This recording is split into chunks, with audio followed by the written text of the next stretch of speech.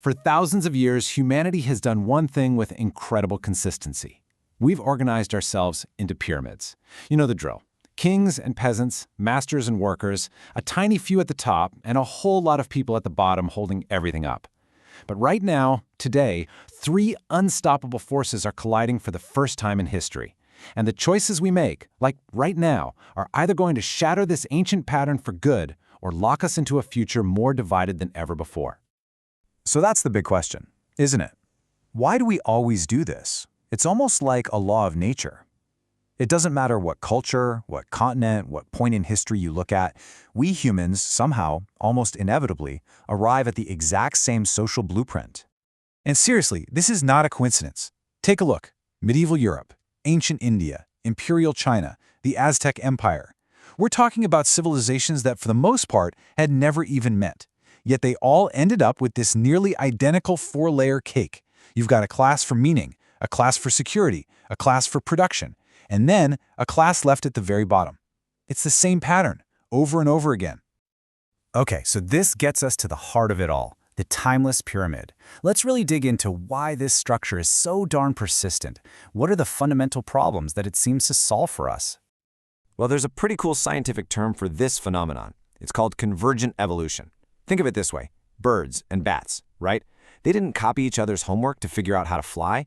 They both independently evolved wings because they faced the same problem, gravity. Well, human societies did the same thing with hierarchies. We evolved to solve the problem of organizing millions of people. It's a kind of social technology that, well, it just works. For a certain definition of works, anyway.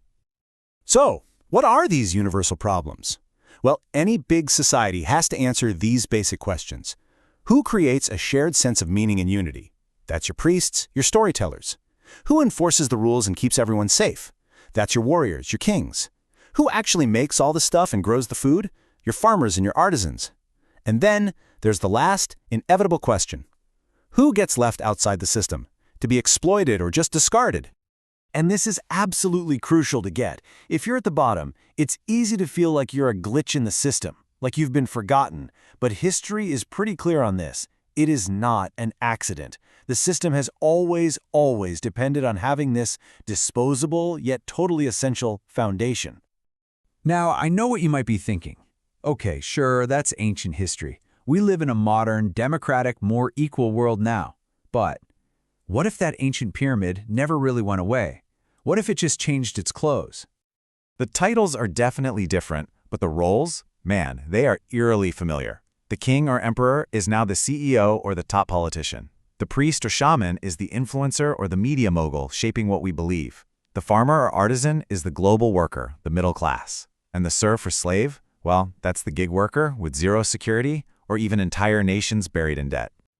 You see, instead of stone temples and castles, we've got cloud servers and gleaming skyscrapers. Instead of swords and spears, we have drones and cyber warfare. The pyramid isn't gone, it's just scaled up. We're now living in one massive, interconnected global pyramid, and it's just hiding behind new, modern labels. And this is exactly where our moment in history becomes completely unprecedented. For all of human history, these pyramids would rise and they would fall. It was a cycle. But today, three new forces are colliding that could either break that cycle once and for all or lock it in forever. First up, you've got artificial intelligence. This is like the new priesthood, a new source of ultimate authority. The people who own the algorithms can literally shape reality and control decision-making on a scale no pharaoh could have dreamed of. It has the power to concentrate power in the hands of a tiny elite, or maybe it could flatten the pyramid by giving everyone access to these incredible tools. Second, climate change. You know, historically, empires collapsed because of resource stress. Famines, droughts, that kind of thing. Well, climate change is basically that historical pattern on steroids.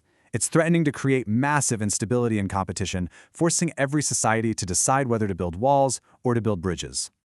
And third, we have mass migration and demographic decline. As some parts of the world become unlivable and others face aging, shrinking workforces, humanity is on the move like never before. And this presents us with a really stark choice. Do we see migration as a source of renewal, of new energy, or do we shut the borders and let fear and resentment take over? But here is the absolute key. These three forces aren't just happening in parallel. No, They're feeding each other. They're interacting and amplifying one another, creating a feedback loop that's spinning faster than anything in history. Let me show you how it works. Step 1. Climate change makes places unlivable, driving mass migration. Step 2. This huge movement of people strains economies and political systems, which fuels social division.